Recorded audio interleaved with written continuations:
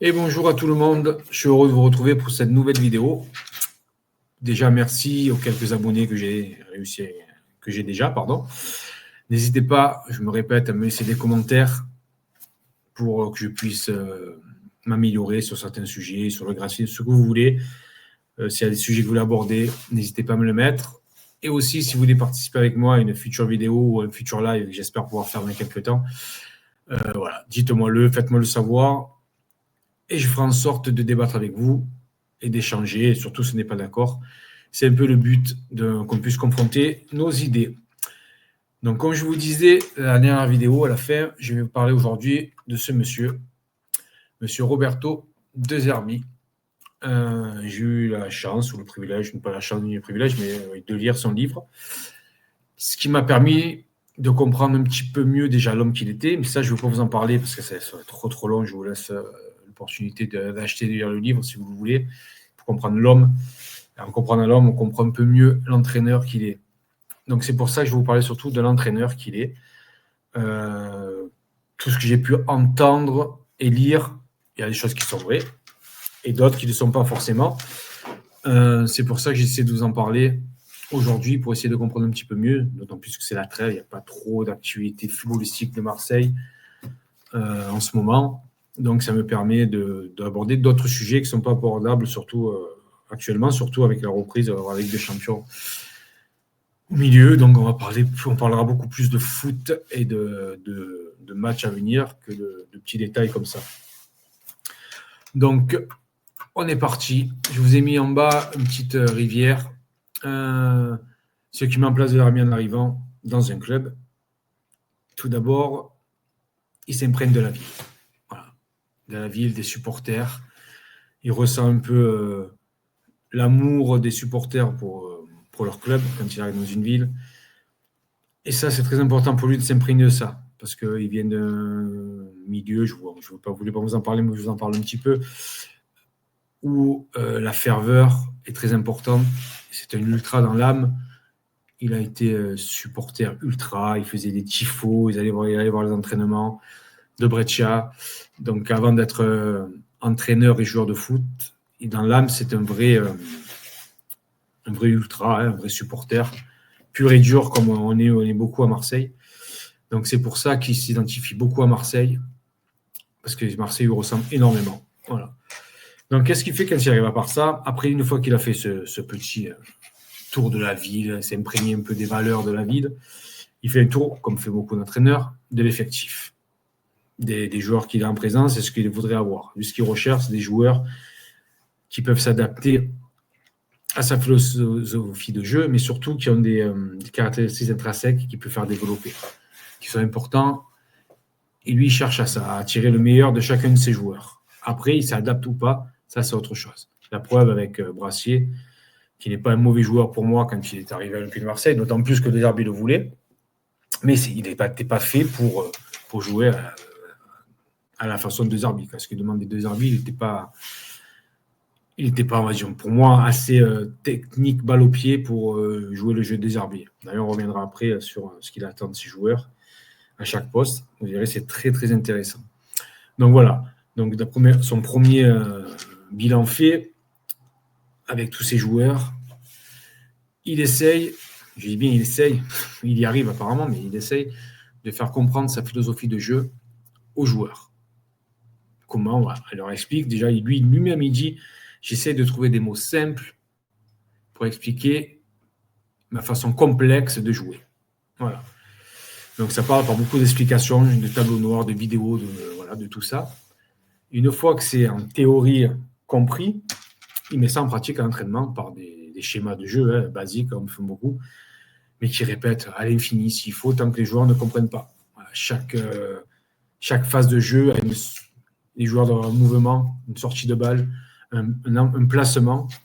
Et surtout, j'insiste, parce que je reviendrai peut-être après, mais si j'oublie, je préfère le dire maintenant, il laisse quand même une grande liberté à ses joueurs. Parce que j'entends beaucoup de personnes dire oui, les joueurs ont l'air avoir peur. Non. Alors, ils ont des schémas de jeu pour sortir le ballon, des schémas de jeu en attaque, des schémas de jeu de repli défensif, mais dans la créativité, ils sont libres. Hein. Ils sont libres de prendre des choix, de faire des choix, bons ou pas bons, mais ils sont libres. Comme il a dit, il n'engueulera jamais un joueur qui a fait une erreur technique.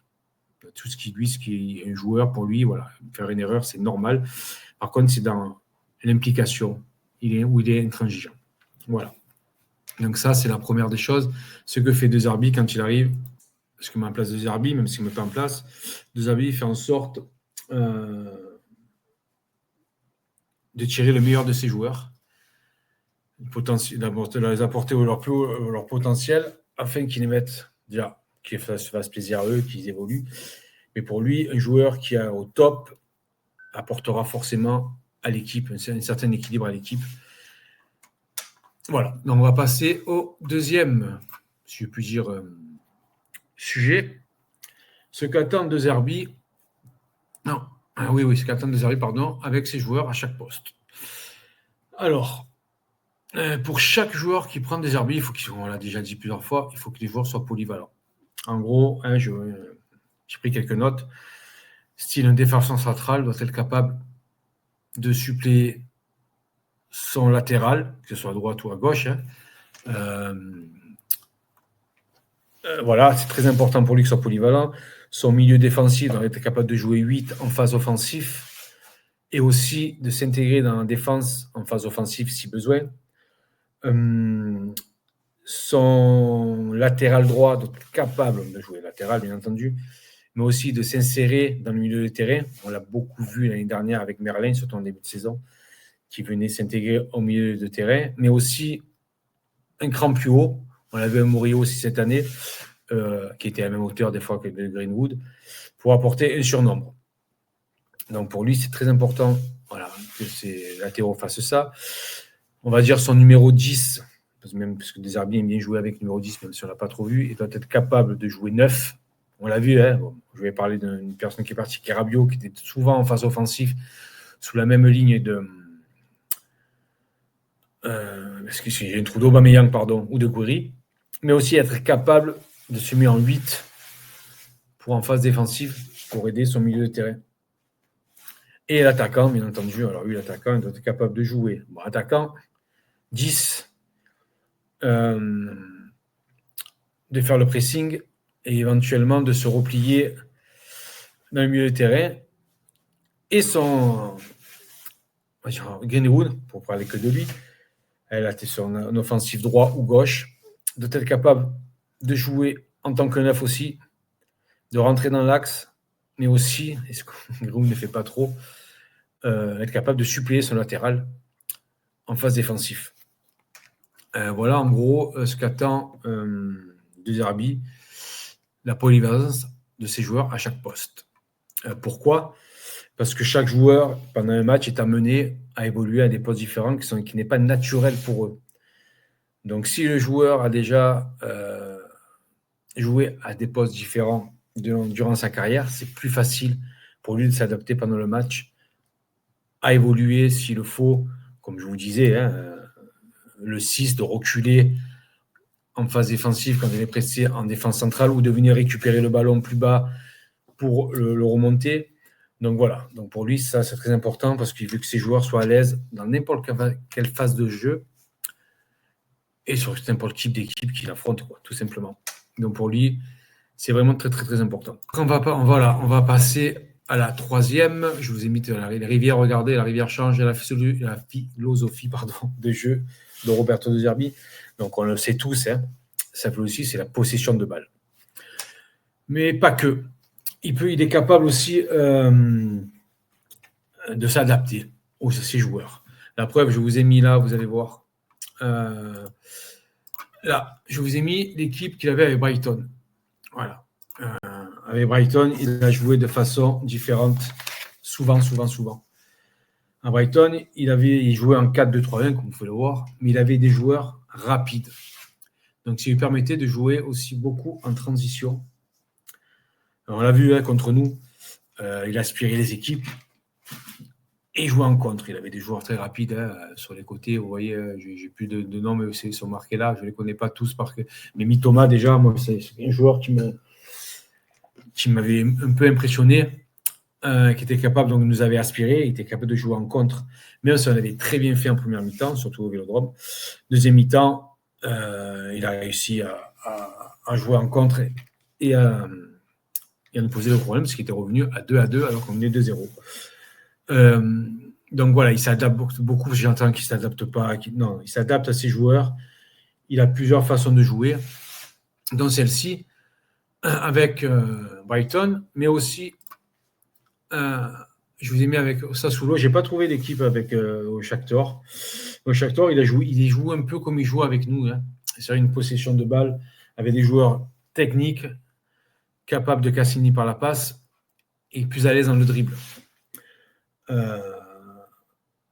Ce qui lui a permis aussi d'avoir de grosses possessions de balles. Et ça ne changeait pas aussi avec Brighton. Hein. Il avait une bonne possession de balles, même si il jouait beaucoup plus en transition. Ça n'empêchait pas de l'avoir aussi une possession de balle élevée. La seule différence qu'il y a avec nous, à l'heure actuelle, c'est que les équipes ne viennent plus nous chercher. On joue contre des blocs bas, blocs transition comme on dit maintenant, c'est la mode déjà transition. Mais c'est des mecs qui mettent le bus qui jouent en contre. Hein. On va appeler un chat. Donc c'est très compliqué pour nous. Donc il faut trouver des solutions. Et ce que fait De Zerbi, après, c'est les joueurs qui sont sur le terrain qui mettent en place ou pas. Mais voilà, sa philosophie de jeu, c'est ça. Hein. C'est avoir la possession de balle. Je vais vous mettre une phrase de Zerbi qui m'a énormément plu. Voilà, je vous laisse la lire. Robert De Zerbi a ses convictions sur la possession en une phrase. Avoir la balle et jouer, améliorer l'estime de soi, insuffler du courage, de la personnalité et prendre des responsabilités. Je vous laisse lire et analyser cette phrase. Elle veut tout dire, cette phrase. Pour lui, d'avoir le ballon, c'est une preuve de force, de responsabilité de ses joueurs, de faire vivre le ballon, de prendre des responsabilités. Et je pense que tout joueur aime avoir la possession de ballon. C'est une marque de force. Quand je sais pas, moi, quand je joue au ballon, même si je ne marque pas à chaque fois, mais quand je joue le ballon, que l'on circule d'un côté à l'autre, quand ça fait plaisir, des roulements de passe, c'est un plaisir. Et c'est ce qu'il veut dire Roberto De Zerbi dans cette phrase, hein, tout simplement. Autre chose qui m'a marqué dans ce qu'il a dit De Zerbi, et ça me permet de mieux le comprendre, je vais vous remettre une autre phrase qu'il a dit. Dicter le rythme d'un match voulait dire encaisser des buts uniquement en transition. Cette phrase, je trouve qu'elle représente exactement ce qui se passe actuellement, et depuis même l'année dernière. Et puis, une fois que les équipes ont compris comment jouer, on a pris quasiment que des buts en transition. Donc, ça ne veut pas dire que c'est inéductable, mais ça veut bien dire qu'il en est conscient. Et je vous renvoie, parenthèse, à l'année dernière, 2024, quand Roberto De Zerbi arrive en juillet. On va aller voir sur le Phocéen, que je salue ici comme sur ma vidéo, que je connais. Je ne sais plus le nom de la personne qui connaissait très bien De Zerbi, c'est Bastien quelque chose, parce que je ne veux pas écorcher son nom, qui disait, avec De Zerbi, on peut prendre beaucoup de plaisir, mais on prendra des buts. Parce qu'il avait vu jouer, moi j'ai honnêtement, à part contre nous, contre Brighton, Marseille contre Brighton, je n'ai pas trop vu de ces matchs, donc je ne peux pas vous dire. Mais force est de constater qu'il avait entièrement raison. L'année dernière, on a pris des buts, on a gagné les matchs, marqué un but de plus que l'adversaire. Donc, je pense que c'est très, très important de comprendre cette phrase. On l'accepte ou pas, mais sa façon de jouer De Zerbi, c'est ça. Même si c'est le premier à le dire qui fait tout pour rectifier tout ça, améliorer ça, des replis défensifs, des couvertures, tout ça. Mais son jeu appelle ça. C'est du jeu du 1 contre 1 derrière. D'ailleurs, on va revenir juste après ce qu'il attend de ses joueurs à chaque poste, bien défini, ce qu'il attend avec le ballon de ses joueurs. Vous allez voir que c'est du 1 contre 1 derrière. Donc, c'est compliqué de pouvoir être tout le temps à 1 contre 1 contre un joueur, hein, qui est plus rapide, plus technique. Voilà. Donc, je pense que cette phrase, comme je le répète souvent, mais c'est une phrase que j'ai lue et qui m'a de suite, j'ai compris sa façon de jouer et ce qu'il attendait. Et ses défauts, parce que pour moi, c'est aussi un défaut. dans son équilibre d'équipe. Et au rôle de chaque joueur que De Zerbi attend de chaque joueur, le rôle de chaque joueur avec le ballon, très très important. Donc je vous ai mis des exemples là. Je vais vous prendre l'exemple de Balerdi, défenseur central. Il doit pouvoir jouer. Tout part de lui pour la relance. Tout part de lui. Jouer au pied, très important d'être là. Voilà, jouer à l'aise le ballon, intelligence de jeu, résister au pressing. Être capable aussi. C'est lui, tout la relance part de lui. Tout part de lui. Tout part de lui. Les prises de décision, être capable de jouer un contre un, je vous disais tout à l'heure, c'est la base pour lui. En plus, qu'on joue très très haut sur le terrain, donc ligne médiane, c'est pour ça qu'on va souvent de Balerdi sortir quand l'avancement décroche. C'est son rôle, c'est qu'il lui demande de faire De Zerbi. Après, il ne faut pas, comme il s'est arrivé dans sa dernier match, qu'il se loupe. Mais ce qu'il demande De Zerbi, de suivre son attaquant, parce que de 1 contre 1, tu ne peux pas lâcher ton joueur. Donc voilà ce que demande De Zerbi à ses centraux. Après, ce qui concerne l'attaquant, rien à voir, le gardien de but. Je vous disais tout à l'heure, pareil que pour Balerdi et pour les défenseurs centraux, une grosse intelligence de jeu. Pareil, résister à la pression, parce qu'on le voit que souvent les joueurs, les attaquants viennent presser sur lui. Il doit être capable de savoir prendre des risques sur la relance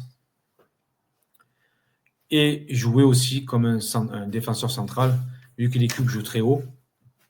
Il doit être capable de jouer, d'être donc très à l'aise balle au pied, d'être loin de ses buts, de ses cages. On va passer aux latéraux. Moi, je vous ai mis Murillo, parce que j'aurais pu mettre Pavard maintenant, mais encore que je ne suis pas sûr que Pavard joue à gauche, à droite et latéral, pardon. Voilà, il doit être à l'aise dans toutes les phases de jeu. C'est très important pour lui. Il doit construire aussi le jeu. Comme je vous disais tout à l'heure, pour lui, un latéral doit être capable de s'immiscer dans le milieu de terrain. Donc, il faut qu'il soit à l'aise techniquement. Être capable aussi de jouer dans les pieds, de faire des remises, d'avoir quand même une bonne qualité technique. Et pour moi, je le rajoute, même si je ne l'ai pas noté, il faut être quand même une certaine vitesse. Voilà. C'est les latéraux nouvelle génération, si on peut dire. Il faut qu'ils aient quand même de la vitesse, parce que souvent, ils sont confrontés à des milieux offensifs excentrés très rapides. Même si Giroud, c'est pas une flèche, il va quand même très très vite. On a Pachao qui arrive et qui apparemment va vite aussi. Donc pour moi, c'est une qualité qu'il doit avoir. Et De Zerbi aussi attend ça de lui, de qu'il puisse aussi savoir jouer, mais être très fort dans les 1 contre 1. Voilà, ça c'est les qualités qu'il attend de ses latéraux. Ses milieux de terrain. Alors pareil que pour les défenseurs centraux, c'est quelque chose de très très important pour lui. C'est un peu comme le milieu que je vous dis, c'est les premiers relanceurs. C'est un peu ceux qui donnent le tempo. Il faut qu'il y ait une grosse intelligence de jeu, intelligence footballistique, qu'il soit capable de jouer d'avoir une vision à 360 degrés. 380. Voilà, c'est pas comme certains joueurs qui ont le jeu face à eux. C'est un peu comme les centraux, ils doivent regarder dans leur dos, à droite, à gauche. Savoir accélérer le jeu, le ralentir quand il faut, c'est important aussi. C'est que dans le tempo du match, pour moi. On voit souvent, des fois, on se dit, ouais, pourquoi Holberg qui revient en arrière? Il sent le jeu à ce moment-là, il se dit, il faut que je revienne derrière. Après, nous, de l'extérieur, il faut jouer plus vite. Oui, mais après, on a tous plus ou moins joué au ballon. Des fois, il y a des moments où on ne sent pas le jeu, on ne sent pas qu'il faut le jouer comme ça. Donc, on revient derrière. Est-ce que c'est bien, est-ce que c'est pas bien? Je pense que sur le moment, le joueur pense bien faire. Et s'il le fait, c'est que c'est sa sensation à ce moment-là et celle-ci. Il doit aussi être capable de défendre, bien sûr. Un jeu défensif, comme je disais tout à l'heure, il faut qu'il puisse s'insérer aussi dans la défense en phase défensive. Et être capable de construire le jeu, je vous l'ai déjà dit. Pour les milieux défensifs. Les milieux offensifs, je n'ai pas mis de photo. Le numéro 10, que De Zerbi aime beaucoup jouer au numéro 10. On l'avait vu avec Rabiot, je reviens sur lui. Capable de jouer, je vous l'ai dit tout à l'heure, de jouer en 9. Il doit avoir une grosse qualité technique, comme tout numéro 10. Faire les passes dans le bon tempo. est capable aussi de faire des replis défensifs. Mais le gros pour lui de numéro 10, voilà, c'est cette passe, la dernière passe, la plus difficile dans le football. C'est le plus important pour lui, c'est le plus dur à faire. Voilà. L'attaquant, hein, je vous l'ai dit tout à l'heure, doit savoir jouer avec ses coéquipiers, dos au jeu, face au jeu, faire des appels, des contre-appels, d'être très très fort dans le 1 contre 1. Je pense que sur ça, avec les 2 attaquants qu'on a, on n'est pas mauvais, on est même très très bien. Et aussi, voilà, devoir faire des courses, des appels tout le long du match. Tout le long du match. C'est pour ça que des fois, on ne voit pas, nous, de la télé ou du stade, mais le rôle de l'attaquant est primordial. Hein. Moi, je prends l'exemple de Benzema, il était capable de répéter les efforts, il jouait beaucoup avec ses équipes, il faisait marquer ses coéquipiers. Donc aussi, c'était devenu un tueur dans la surface adverse. Donc voilà, moi, l'exemple, c'est ça. Et je pense qu'avec les 2 joueurs qu'on a, là, l'attaquant actuellement, je pense qu'on est bien servi et qu'on arrive à retrouver toutes ses qualités. Peut-être moins de vitesse chez Gouiri, mais il est capable de jouer dos au jeu, de faire des déviations, et ce qu'attendent des arbitres de ses attaquants. Et on finit par les deux postes qui apportent le plus de danger actuellement à l'Olympique de Marseille, sur du tout un côté. Nos ailiers, comme on disait avant, hein, c'est maintenant on dit des offensifs droit et gauche. Toujours des pieds opposés pour De Zerbi. Tu as un gaucher à droite et un droitier à gauche pour qu'ils puissent rentrer dans le jeu, éventuellement frapper, faire des changements d'aile. Il faut qu'ils arrivent. C'est que je vois moins avec Greenwood qui m'a à faire beaucoup d'appels, des changements de rythme, étirer les lignes. Ça, c'est très important. Hein, ce qui a été très, très bien fait contre Aston Villa, pour moi. Pour moi, c'est le match référence. On a beau dire c'est un match préparation. Je pense qu'on a tout vu le match. C'est tout sauf match réparation. De l'intensité, de l'agressivité, de l'envie, de l'impact. Je pense que pour moi, c'est le match référence. Et quand j'ai vu ce match, je me suis dit, waouh, cette année, avec les renforts qui vont arriver, il n'y avait pas Péchao, il n'y avait pas encore tous les joueurs qui sont arrivés, je me suis dit, bon, on est pareil. Effectivement, je me suis trompé, du moins sur le premier match. Mais voilà, bon, on en reparlera éventuellement dans une prochaine vidéo. Je vous faisais voilà. Mais pour l'instant, voilà, c'était vraiment pour essayer de comprendre au maximum sa façon de jouer de De Zerbi, ce qu'il attend de ses joueurs. Et voilà, donc pour finir sur ça, je remets une phrase, voilà, hein, de De Zerbi, ce qu'il pense quand on rentre sur un terrain. Voilà. Les valeurs que j'ai apprises de ma famille, lorsque tu es sur le terrain, tu représentes ce que tu es, les tiens, les supporters et la ville. Donc, pour finir, quand on attend De Zerbi dans les vestiaires, dit Kissiamo, l'OM, c'est que vraiment pour lui, c'est pas pour faire bien, c'est pour montrer aux joueurs qu'on est là pour représenter une institution, un club et avant tout supporter une ville.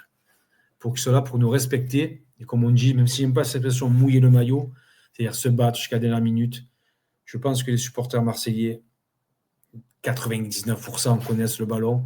On peut perdre. On ne peut pas gagner tous les matchs. On peut perdre, mais en étant digne et fier et en représentant dignement et fièrement ce club. Voilà. Et je pense que De Zerbi, c'est ce qui fait passer comme message, qu'il a bien compris, il s'est bien imprégné du club, et comme je vous ai dit en début de vidéo, cette ville, ce club, c'est lui en fait. C'est ce qu'il représente. C'est voilà, c'est vraiment ce qu'il représente. Il a ça en lui sans faire en faire plus, en faire trop. Il est comme ça. Donc c'est pour ça que ce Kissiamo, pour moi, même si j'ai vu des banderoles à juste titre, Kissiamo, c'est nous. Je suis entièrement d'accord avec vous. Mais Roberto De Zerbi s'identifie vraiment à nous. Avant tout, il est un ultra. Et un monde qui me parle, désolé. Donc c'est pour ça, voilà, de bien comprendre sa philosophie de jeu, ce qu'il attend de ses joueurs. Et je reviens sur un sujet qui m'est pour moi très très important, que j'entends et qui m'énerve beaucoup. Les joueurs n'ont pas peur. Les joueurs sont libres sur un terrain de faire des choix, de prendre des initiatives. Donc ça me contrarie énormément, ça m'énerve énormément quand j'entends des journalistes dire les joueurs, qu'est-ce qu'ils ont peur De Zerbi, il faut qu'il change sa façon de jouer. Non. Il faut que les joueurs s'adaptent. Il faut que lui s'adapte à ses joueurs, ce qu'il fait à chaque fois. Il faut que, voilà, un truc où je suis d'accord, il faut que ça aille plus vite. Mais c'est très compliqué dans le championnat français, avec des blocs bas, avec des équipes qui sont quand j'ai joueurs rapides et physiques et qui jouent totalement en compte tout le temps. Donc je vous l'ai dit, il faut marquer un but de plus que l'adversaire, avec la philosophie de De Zerbi. Voilà. Je vais en rester là. J'espère que cette vidéo vous aura plu. Toujours pareil, je répète, je radote. Laissez-moi des commentaires. Si vous avez plu, parlez-en à vos amis, vos collègues pour qu'ils s'abonnent. Abonnez-vous. Cliquez sur le pouce bleu pour que la vidéo et ma chaîne soient de plus en plus mises en avant. J'essaierai de vous faire une vidéo, vos sorties vidéo dimanche, avec peut-être une personne qui sera avec moi, un collègue qui est fan de l'OM, dans le sang, dans la peau, parce qu'il a des l'OM tatoués un peu partout. Il m'a proposé de venir avec moi pour parler du début du championnat de l'OM et des nouvelles recrues. Donc j'essaie de vous faire ça dimanche, parce qu'à partir de la semaine prochaine, ça y est, on va commencer à se plonger contre le match contre Lorient. Lundi ou mardi, je vous ferai une petite vidéo sur peut-être Lorient et nos attentes par rapport à ce match. Donc voilà, donc déjà, je vais essayer de vous faire une vidéo pour dimanche, avec mon ami qui sera, j'espère, là avec moi, pour vous parler des 3 premiers matchs de l'Olympique de Marseille, des arrivées. Et voilà, je vous souhaite à tous une bonne soirée et n'oubliez pas, allez l'OM!